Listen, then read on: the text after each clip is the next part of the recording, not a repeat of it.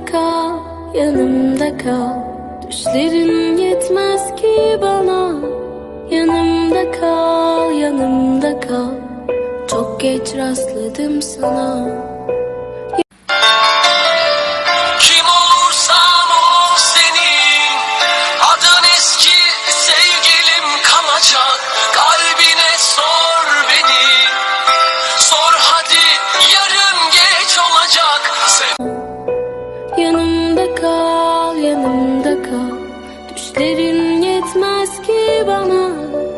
Yanımda kal, yanımda kal. Çok geç rastladım sana. Kim bakar ardıma?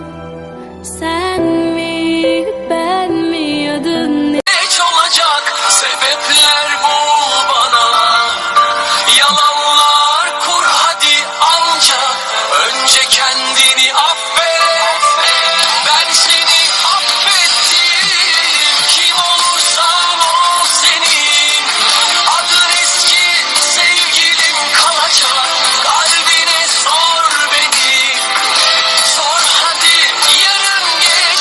Adın ne senin? Gülümü dikenli, yana yana ben yandım. Benim adım korken, senin adın buz mu?